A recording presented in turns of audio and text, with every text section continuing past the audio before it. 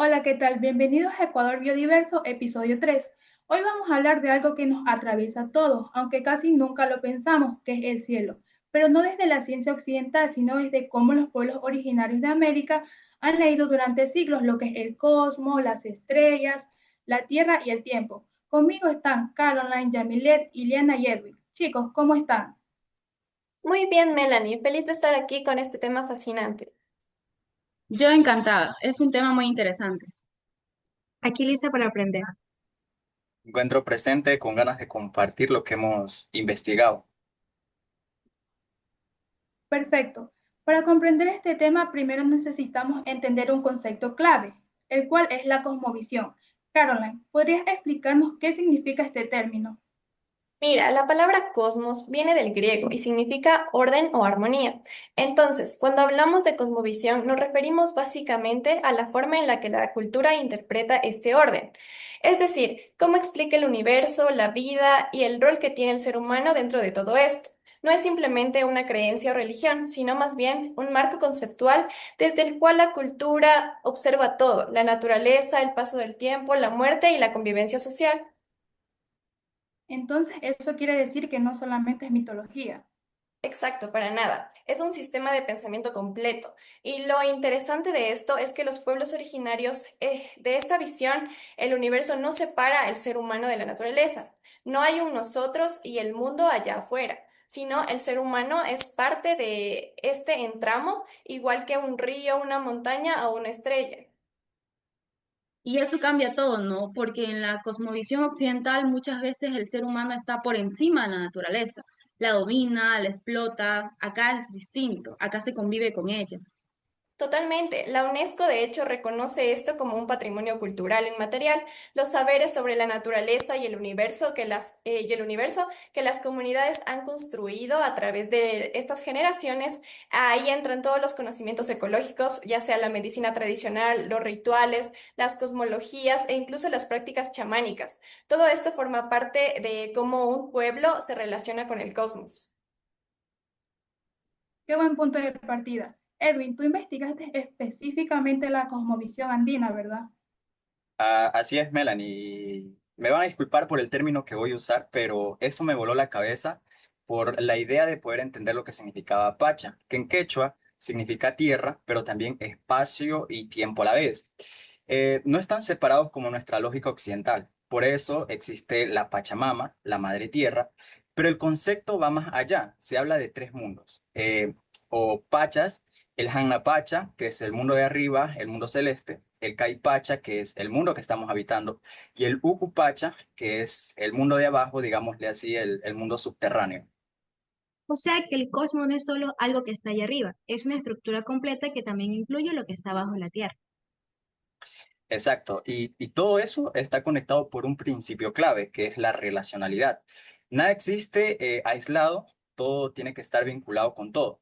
Por eso, de ahí nace el Summa Causai, que significa el buen vivir, que hoy incluso está en la Constitución del Ecuador. ¿Nos puedes explicar un poco de eso? Porque se escucha mucho la frase buen vivir, pero no todos entienden de dónde proviene. Verás, el summa causai no es vivir mejor que el otro, ni poder acumular riqueza, nada de eso, olvidémonos de esos términos. Significa prácticamente vivir en plenitud y en armonía sin hacerle daño a nadie, incluyendo a la naturaleza. La idea es que uno no puede estar realmente bien si los demás están mal o si la Pachamama está dañada. El progreso no se mediría por lo material, sino que se mide por el equilibrio. Es algo muy curioso porque suena como algo actual. Es como que si fuera una contestación a las crisis climáticas, pero en verdad es un pensamiento milenario. Totalmente, Yamilet. Te comento que muchos autores lo plantean así, no como algo atrasado o primitivo, sino como una alternativa real frente al modelo de desarrollo que solamente mide el progreso en dinero y en producción. Buenísimo, Edwin. Yamile, tú tienes algo sobre la dualidad en esta cosmovisión, ¿no?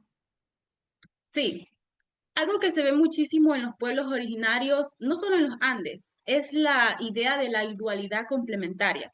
En el mundo andino se habla acerca del eje entre lo femenino, la wari, y lo masculino, kari, entre el cielo y el mundo debajo. entre el día y la noche. Pero ojo, no es una dualidad de opuestos que pelean. Es como el bien contra el mal en otras tradiciones. La dualidad es necesario para existir. Es como el sol y la luna. Se complementan muy bien.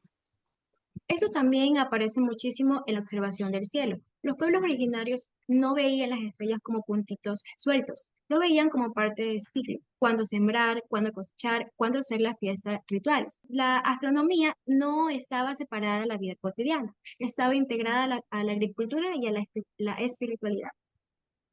Claro, y eso también lo toma en cuenta la UNESCO. Cuando habla de patrimonio inmaterial, dice que estas formas de pensar el universo lo expresa en el lenguaje, en la tradición oral, en la memoria, en a la vez que el entorno natural moldea ese pensamiento. Es como un vínculo de ida y vuelta. O sea, no es que el pueblo interpreta la naturaleza desde afuera, sino que la naturaleza también forma la manera de pensar del pueblo. Exacto, es como un diálogo constante, no una observación pasiva. Perfecto. Iliana, hablemos un poco más de esta lectura del cielo. ¿Qué encontraste tú? Bueno, lo primero es que casi todos los pueblos originarios de América desarrollaron estos sistemas propios de la observación, astronomía, sin telescopio, solo con la vista, la memoria y la transmisión oral que se basa en generación en generación. Los incas, por ejemplo, no solo miraban las estrellas, sino que también miraban los espacios oscuros entre ellas, dentro de la Vía Láctea, y ahí veían estas figuras como animales. Uno lo llamaban zorro, otra serpiente. Eso se conoce como la constelación oscura. Qué interesante, porque nosotros estamos acostumbrados a la idea de unir puntitos de luz para formar una figura, y ellos hacían lo contrario, veían figuras en la oscuridad. Exacto, es una lógica totalmente distinta al mirar el cielo. Y no es solo un caso andino. En el mundo maya, por ejemplo, la astronomía estaba tan desarrollada que lograron calcular muchísima precisión los ciclos de Venus y crearon calendarios sumamente exactos. Todo listo a lo religioso y a lo agrícola. Para los pueblos mapuche en el sur también existían estos relatos sobre las estrellas relacionadas con el inicio del año nuevo. Eso es fuerte porque no es perder una tradición bonita, es perder una forma entera de entender la existencia. Exactamente. Por eso es tan importante documentarlo y sobre todo escuchar directamente a las comunidades, no solo hablar de ellas. Y bueno, para ir cerrando, ¿qué creen que nos puede enseñar hoy esta forma de mirar el cosmos a nosotros, ya que vivimos tan desconectados del cielo entre pantallas y ciudades? Yo creo que la principal enseñanza es dejar de vernos como algo separado de la naturaleza. Esa idea de que somos parte del ecosistema y no dueños de él me parece urgente, sobre todo con una crisis ambiental que estamos viviendo. Me quedo yo con el summa causai, con esa idea que el bienestar no se mide en cosas que acumulamos, sino en equilibrio, en comunidad o en armonía con los que nos rodea.